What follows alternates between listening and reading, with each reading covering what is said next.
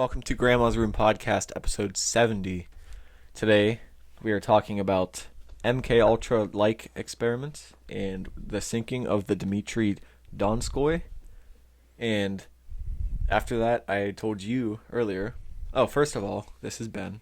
I'm Joffrey. I told you about that Roswell theory. That I think I can believe that one. So, Cracked the case. I'll talk about that a little bit afterwards. Okay. I didn't research it. I just heard it, so it's not going to be Just 100%. conjecture. So you want to do your story first? Sure. Okay. So I did the sinking of the Dmitri Donskoi, and so it was a ship built for the Russian Imperial Navy in the 1880s. It was designed in 1880 and was finished 6 years later, and it was an armored cruiser used during the Russo-Japanese War in 1904 from 1905, as well as I believe the Boxer Rebellion in Port Arthur, which is where it was stationed in 1900. And it was one of the leading ships that the Russians had in that war, because it had like all these different Western countries fighting in like China, I think, like because that's where the Japanese were, and so it had been to China, as an ally of the Western countries and played an important role for the Russians because it was like their big thing that was there. So this is after the Boxer Rebellion. So after Captain Ivan Lebedev had been summoned back to Russia after the outbreak of the Russo-Japanese War, the Dmitri Donskoi was sat in the Red Sea because that's where it was whenever he got called back to port. And so once Captain Ivan Lebedev was able to come back to the ship, they could finally set sail again. And this was about I think like 4 months later. So it just sat there for 4 months. And the crew was ordered to carry gold to a Russian-held city, which was like almost on the border of China. And so the shipment of gold consisted of 5,500 crates of gold bullion and 200 tons of gold coins and gold bars. That's a lot of gold. Yeah, so this amount of gold is worth about $160 billion today. The task was no cakewalk, because they had to sail from Europe past Africa and get like almost to China. Like down around Africa? Yeah. Okay. So like it was like obviously pretty hard to do. Plus the whole time they had to be like constantly dodging Japanese ships because they're gonna sink it if they do. Were they? Wait. So wait, which country did they leave from? Like it didn't say. So they were in Europe. Yeah. Were there Japanese ships like west of Africa?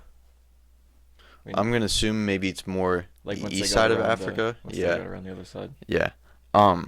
So they're part of like a transport, like a big group of ships, and so on May 27th, 1905, they were finally spotted by the Japanese after spending months at sea, resulting in the Battle of Tsushima, and the Russians were outnumbered almost 3-1. I think it said there's like 80 some Japanese ships, and I think like 36 Russian ships. So at first they were helping to lead Russian troop transport ships away from the Japanese, and that went off like without a hitch. And so later that night though, they were attacked, and Dmitri Donskoi had taken a lot of damage, and they'd lost about 15% of its crew. It said they had about 500 crew members, and they lost like 60.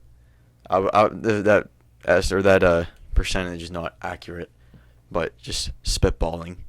But so they sailed on into the next day, but the decision came by the captain to scuttle the ship in order to not let it fall into enemy hands. And the sailors tried to take as much of the gold and transfer it to other surrounding ships, but it didn't work out because the Japanese, they know where they're at, and it's just like a ticking time bomb. So they intercepted the Russian ships off of a Korean island, but weren't quick enough to get there before the Dmitri Donskoi was sunk. So I think they did get some of the gold off, but I mean not nearly as much as like they wanted. So they sunk it with a bunch of gold on it. Yeah, it's better than letting the enemy get all that gold, you know. How many Russian sailors do you think pocketed gold on their way Oh, out? so many. I would have. Yeah. Yeah. Well, and it's not like it's not like the Soviets were there to, punish them. It's pre-Soviet Union Russia. When did the Soviet Union come along? During the World War One. I'm gonna say it was before World War II. I want to say like 1917 or 1916. The Bolshevik Revolution. Yeah. But anyway, so they sunk the ship and no one could find it. And for 113 years, no one could find the wreck and its $160 billion payload until July of 2018. It was found by a South Korean treasure hunting company off the coast of a South Korean island. It said the name of the island, but it would have been really hard to spell. So as of today, no one has been able to recover the gold from it though. And there's some legal stuff that got involved. So the Russians when it was confirmed that it was found, because there's people that said they found it before. It said in 2000 someone said they found it and it wasn't real. But when it was confirmed, some Russian officials said there was almost nothing of value left on the ship, only a cash box being they said that from records that they had, I guess. I don't know if it was maybe a little bit of trickery. They're trying to dissuade people from trying to find it. It's not worth it. Yeah, don't go. But 3 groups of divers, one of the groups is actually Russian, so maybe there is something if even the commies are going after their own ship. Was it Russian military that went, or is it it didn't say. Russian well, they haven't gone yet. Actually, the group that found it, they got in trouble legally somehow. I can't remember why, but even the Russians, there's disagreements over who gets the gold if it is found. Who it actually belongs to. Yeah, so it's not even like the people who find it keep it. Possibly. Unless they keep some of it and they're that's not what it's found. Yeah. So like I was saying, 3 groups of divers, they're trying to gain permission to dive on the ship to recover its valuables, but all the legal shit's holding them up. Mm-hmm. And the wreck itself, it actually sits upright, so they did a pretty good job of sinking it. So they just blew up one end of it? Is that what I'm gonna guess maybe. Well, it's not listing. It said it's almost perfectly level. What do you mean it's up? When you said upright, I thought you meant No. Okay. I'm gonna assume they drilled holes or blew holes in the bottom of the ship, and just let it go down like that. What is listing? So that's whenever if you see a ship and it's like this, if you're standing and looking forward on the deck and it's leaning like that. So side to side. Yeah. Okay. Yeah. Huh. But yeah, that's it for the $160 billion treasure trove that hasn't been collected, even though we know where it's at. I bet we could find, we could get our hands on it. How deep's the water? 1,400 feet. That's nothing. That's we can't dive that. Yeah, we can. I don't think it's possible to dive that. Let's put some earplugs in. An old-fashioned diver's suit made of metal. Or wait, I think only the helmet was made of metal. Dive with scuba gear. Oh. Okay. You want to take a guess? Guess at what? Oh wait. Okay. How far can you get? Okay. So 2,000 feet. Oh damn. How deep did I say that was? 1,000 something.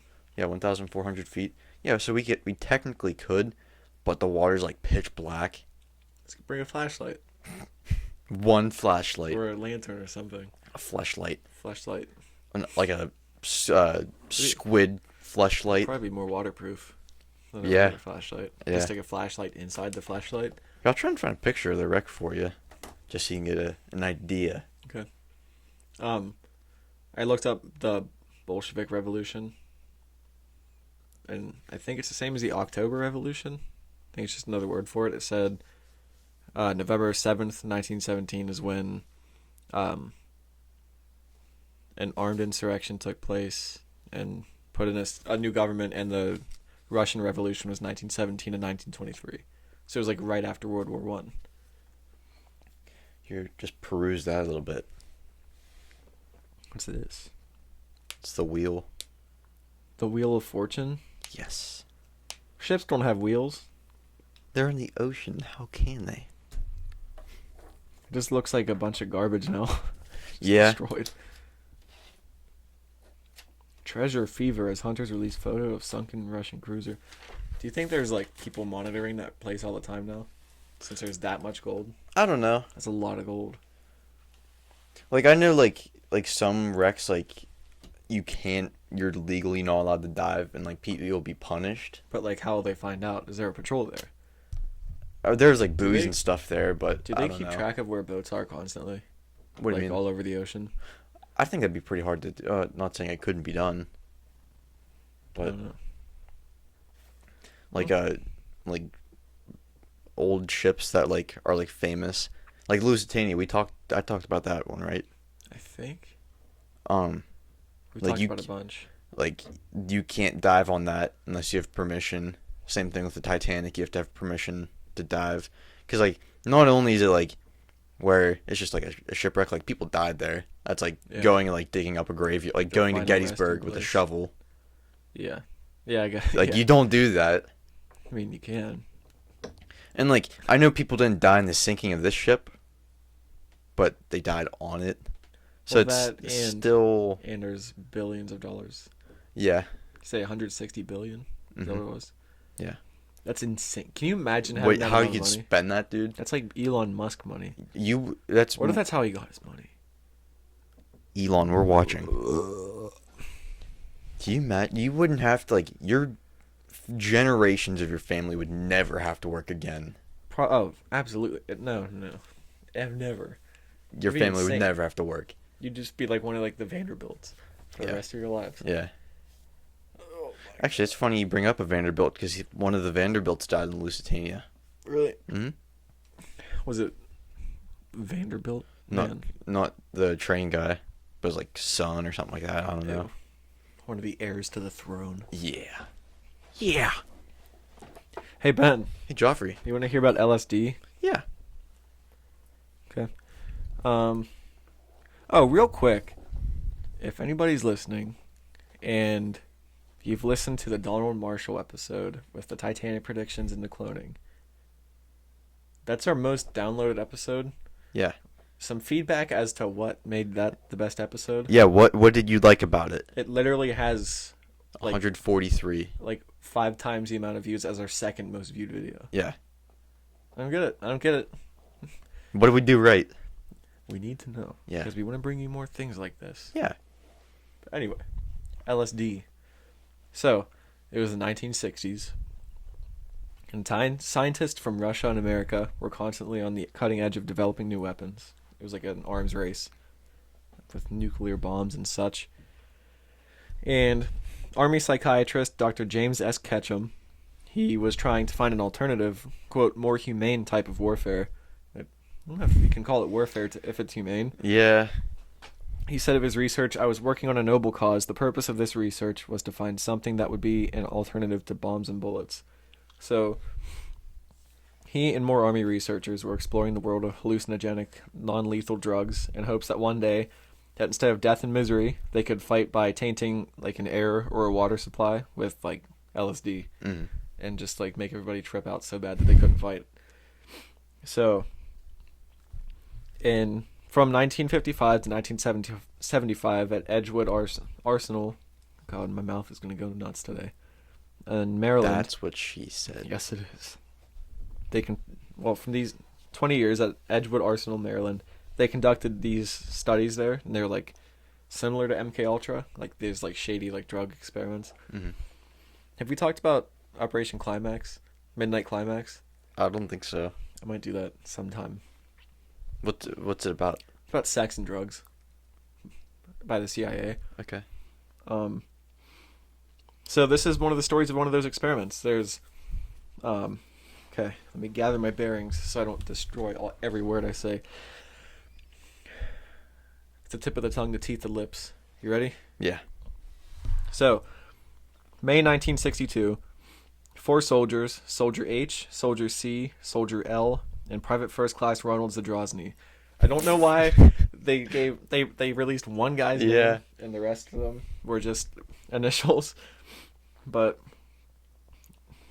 okay, they were put into this makeshift communications outpost, and they had maps, food, medicine, and a chemical toilet.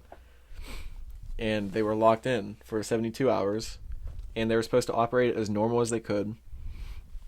3 of the 4 of them were dosed with very strong hallucinogenics, Zadrozny getting the strongest dose. So he got like a mind-blowing dose of, it's called BZ. There's this, I don't know if it was LSD, they called it BZ. Back then it was just some drug. So Soldier C, the leader, he was given a placebo.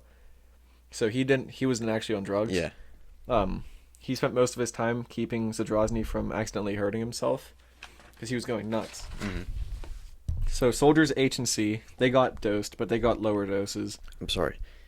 We could say he was fucking mental. He was fucking mental. Yeah. I need to spit my gum out. I think the gum is giving me the mush mouth. I'm just going to stick it down here. Package it and send it to me, Joffrey. I will. You know my address. Okay. So H and C, they got the lowest dose. So they were still high, but they weren't like off their rocker.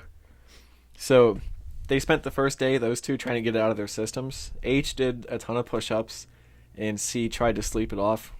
Neither of these methods worked. They didn't speed up like getting it out of their system, and it seemed like it wore off for both of them around 24 hours. So that made no difference.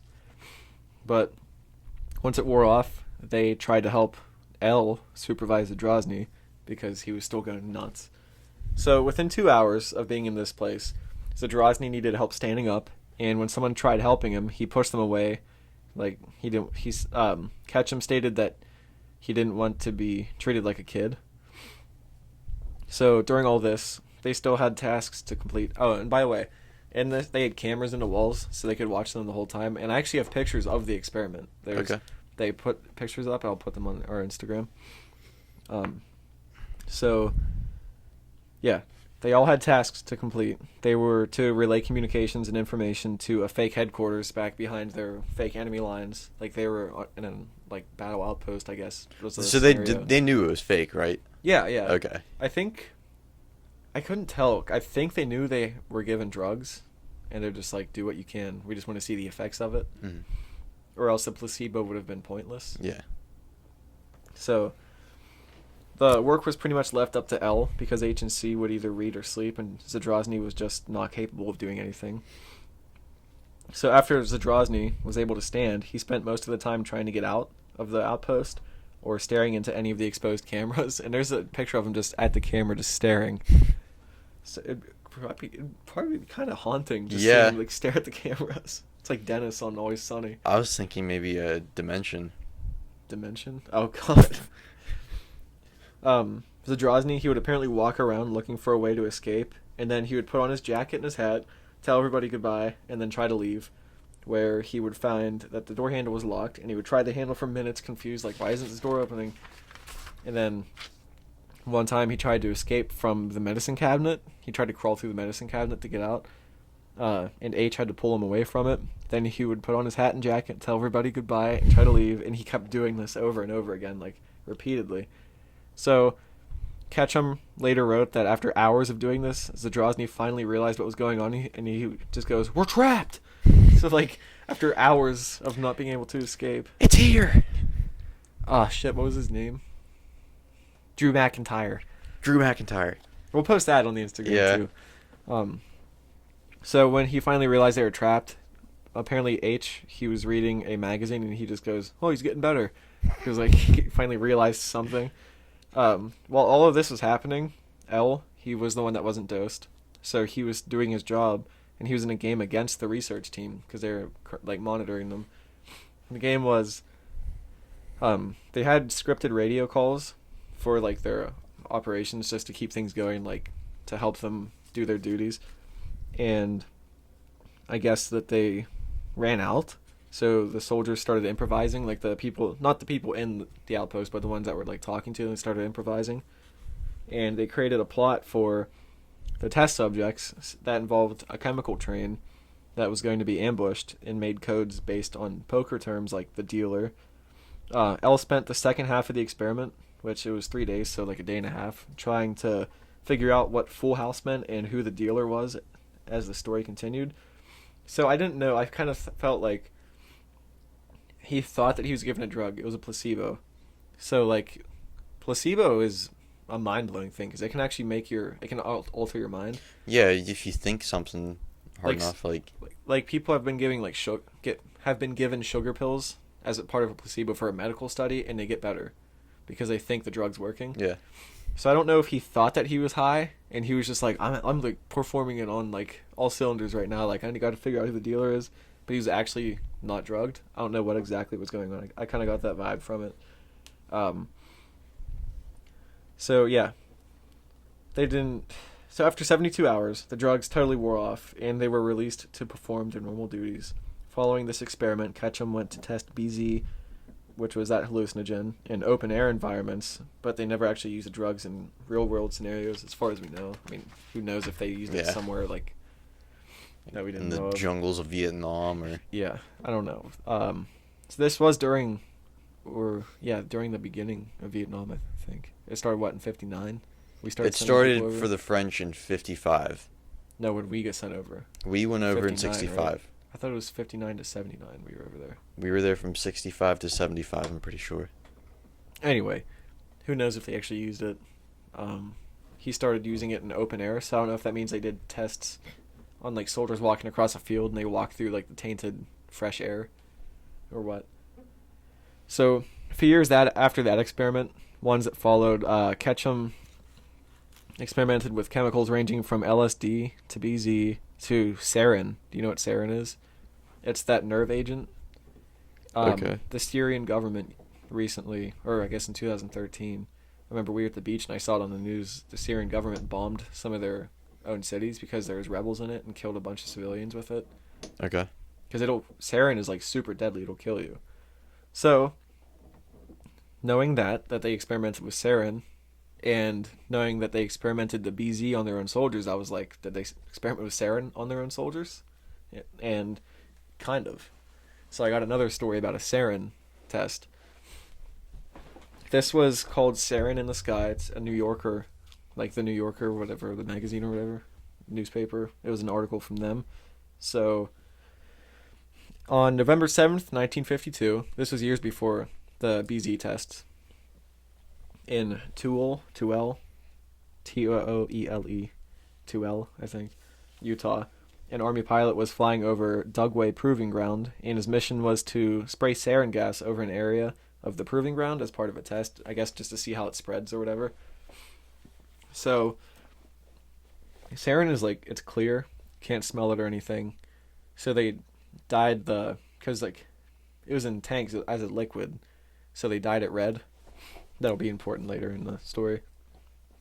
So at 8:29 that morning, something on the plane malfunctioned, and they're like, we gotta jettison some stuff or we're gonna crash. So they dropped in 90 gallons of sarin, that extremely poisonous nerve agent. They dropped it from 2,000 feet, and obviously when they hit the ground, they blew apart. Sarin went everywhere. It spread across 38,000 square feet of the desert. It's a lot. Yeah. Before the test, so they can monitor it, like I said, they tinted it red with dye. And when the decontamination crew got to the area that they had to drop it, because they had a place that they were going to drop it anyway. Yeah. But I guess it was just not the right place that they were forced to. They said when they got to the area, it was just red mist everywhere. Like everything was tinted red because sarin just went everywhere. Mm. One of the men that got to the scene was severely poisoned, so the Army decided to study him, and he got very close to dying. The crew is made up of 6 men, 2 safety personnel, 2 decontamination men, an aid man, and medical officer with the initials of JA. They don't say their names a lot in these, which kind of understandable. JA ignored safety precautions and didn't wear a gas mask or anything. If you're working with a nerve agent, wear a gas mask. Yeah. But 3 hours after they hit the ground, J.A. led the men to the crater of liquid sarin. They got to a crater, walked up to the edge of it, and there was just a pool of red in the middle. And he was like, "That's a nerve agent." I'm not wearing a gas mask. And the wind was blowing. It's a desert, so there's going to be air moving around. Plus all that dust, it's going to get all over that and blow. He said he could see it, like, fluttering off his eyelids and stuff, like the red. And he started to feel lightheaded. 10 seconds later, he was grabbing at his chest, like shit. Oh, and then surprise. He bolted for the ambulance that they had. He was yelling for a gas mask, and as he got to the ambulance, he just collapsed. So they rushed him to the hospital. But first they injected him with atropine, which it combats Sarin's disruption of the nervous system. Because that's how it works. It gets into your nerves and just makes your whole body just, like, malfunction. Okay. Pretty much just like a computer virus just crashing you. Mm-hmm. So, the quote from the article said, he let out high-pitched screeches and low gurgles. He started convulsing, and then he became limp and unresponsive. He was given more atropine. His face relaxed, and he lay still, staring vacantly ahead. The aid man couldn't find an arterial pulse. J.A. turned blue. According to the report, his breathing sounded like growling. So he was just, like, laying in the ambulance going like... Which, can you imagine, like, not being able to help yourself doing that? Like, staring vacantly ahead, unable to move. And when he got to the hospital, they put him in an iron lung type device. I don't think it was quite an iron lung, but they said something similar. Where his breathing improved. His skin went from blue to gray, so it's a little bit better. He kept involuntarily grabbing his throat. Like, I think that's just part of human function. If you're just like, if you can't breathe, you just start, like, grabbing. Yeah. So they had to tie his hands down. Like, they had to tie his arms down to his sides. After a couple of hours, he started speaking in a, quote, halting but intelligible manner, and he was removed from that iron lung. His eyes were very sensitive to light, and he said reading was painful. Like, he couldn't try to read anything or it would just hurt his eyes. After 3 to 4 hours, he had pretty much recovered completely. Obviously, there's still going to be some side effects. Yeah. The same night, his mouth was very dry, but he would vomit anytime he tried to drink water. So he's like, my mouth is dry. Drink some water. But then he just dehydrates himself more. 3 days later, he could finally read without his eyes hurting, and he said that all he could remember from before he was fucked up was the giddiness that he felt when he was standing on the edge of the crater, like, looking down in it. He felt, like, excited, because I don't guess it was, like, a new discovery. Mm-hmm. But I don't know, man. I don't know why. It just blew my mind that the medical officer didn't wear a gas mask to investigate nerve agent. I know he's, like, in the army and all, but what a numbskull. Yeah, there's dummies everywhere. Yeah. And he seemed like one of them. He's probably like, no, I'm built different. Yeah, I'm built different. That mindset. I don't know, I found it pretty interesting that there's actually, like, released stories of those tests. Yeah. I can't remember because there's some stories that were released of MK Ultra, but isn't there, like, speculation that, like, they barely scratched the surface of what actually went down? I heard, like, reports of them trying to do actual mind control and stuff like that, which I don't know. Was it Kitty? Oh, that's what was that, Operation something Kitty, something Cat? Remember that? Yeah. Remote controlled cat. I would love to get some more, like, documents released on that. It'd be pretty cool. Yeah. I heard they were going to release the JFK assassination documents, and then last minute they were like, nah, no one's ready for it. So we without them again. That's so, yeah, foolish. That's fun. I want to know who did it. I want to fucking know who did it. I don't think Lee Harvey Oswald did it. Well, he definitely did it. But he wasn't acting alone. Yeah, I don't think he acted alone. Yeah. There's a theory that Lyndon B. Johnson did it because he wanted to be president. I heard that too. I heard that for the first time the other day. I've never heard that before. Do you want to hear the Roswell theory? Yeah. So, I heard this on the Cold War Vault. It's a podcast I listen to, and it's really good. It's some professor that does it, and he used to upload a lot, but it's been, like, slow lately. I don't know if it's because he's grading papers, documents, or I don't know. He's too busy helping kids get learned. Most likely. But okay, so he started out in his podcast there's these tests in here in my mouth. There's these tests during the 50s or late 40s, and they found out they were like experimenting with how sound travels through water, and they found out that they could hear submarines from thousands of miles away because sound travels through water so well. Mm.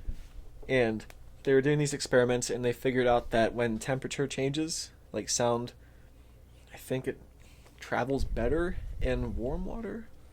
I can't That remember. makes sense because like if it's like super cold, like how some tricksters go golfing out in the snow, the colder it is, I think it's under like 70 degrees or something like that, and like I think it's like 5 or 10 degrees increments. Mm-hmm. The ball travels so much less, like so many yards Feet, left, yeah. or less, not left. Jesus Christ. I think it was what he said was when it's warmer, it travels better. Yeah. It could be vice versa. I don't know. That's not the point. The point is that they found out sound travels through water at different rates from different temperatures, and so I forget what this guy's name was. He was part of Project Mogul. Project Mogul was an experiment to see, because their whole goal at this point, the Soviets did not have nukes yet, so they were like, we need. Oh, so this is like It's just late after World War 40s, II. Yeah, late 40s. They were projecting the Soviets to get nukes within around 1953, 1954. So they're like, we need to get moving now so that we can get the drop on them. Yeah, they wanted to know like the immediate time they set one off as a test. They're like, we need to know. Mm-hmm. So then, God, I wish I remembered this guy's name. He was the lead of Project Mogul, I'm pretty sure. He was like, he went to the military. He was like, I need to start doing tests, see if we can pick up sound the way we could in water in the air. And they're like, well, you did so well with that. Like, it's reasonable that you could pick things up through You said mobile? Mogul, Mogul. Okay. But they're like, yeah, go ahead and try it. So they started making these balloons that would, I think they had like a microphone on them or something, but like Project Mogul was conceived by Maurice Ewing. Ewing? Ewing? That sounds familiar. Okay. But they wanted to pick up these sounds in the air, like up in the atmosphere and everything. So they started doing these tests around in New Mexico, in the deserts of New Mexico. And, let me think. You could say the Badlands of New Mexico. Yeah, they pretty much were in the middle of New Mexico desert, and it's where they did all these tests. I think it's probably around where Area 51 is now. But this thing crashed on that guy's farm. I forget his name also. Was it like Mac Brazel or something? Or is that, might have been a sheriff. I'm not trying to make you do a bunch of research right now. I don't care, dude. But apparently this guy kept the wreckage that he found. He kept it for a couple days. He didn't know that at this time that there was a huge buzz around flying saucers. And so he went in town, and he was like at the bar, I think. He was at some bar, and he heard people talking about that stuff, like all the flying saucers and everything. And he was like, wait, I wonder if this is like the wreckage I found on my farm. Because it looked strange. And so he called the sheriff. The sheriff reported it to the military, I believe. And I'm not going to get this story 100%. So if you want to hear that story, like this version of it, go to Cold War Vault. And it's like the newest episode as of today. But he said the military got a hold of it. And it looked like... So the classic story was it's a weather balloon. Yeah. But this project that they were working on was so secret. Because they didn't want the Russians to know that they were trying to monitor them. And how they were monitoring them for nukes going off. So they're like, this flying saucer story is the perfect cover. People are already saying it's flying saucers, so they're obviously not going to be like, no, it wasn't flying saucers, it was our secret project. Mm-hmm.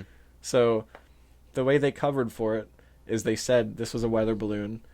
So this much obscurity, like, the truth was so obscured by weather balloon and people going into like UFO panic that it was perfect. It was like the perfect cover for it. I also found the year, 1947. Yeah. Oh, come on. It just says a rancher. I think it was Mac Brazel. I can't remember. Yeah, Mac Brazel. Okay. But yeah, like, I did not do the episode justice, But like, I think honestly, I've been thinking a lot about this, like what to believe, what not to believe, and the way I've kind of been thinking about this stuff is like, yeah, it'd be cool if aliens were real. So like, you see something weird, and your mind goes to like, is that like a UFO or something? But a lack of evidence for one thing is not evidence for another. Yeah. So just because you don't know what it is, you can't say it's an alien. Mm-hmm. And this was the most factually based, most like level-headed theory I've heard yet. And I think it's way more likely that it was a anti-Soviet secret project that they covered up. Yeah. And what better cover than mass hysteria? Yeah. I don't know. I heard that, and then it was like I think I'm convinced. It makes sense. Yeah. And I would, if you don't think I did a good enough job like explaining it, listen to that. It's the Cold War Vault by What DJ episode Kinney. is it? It's the newest one.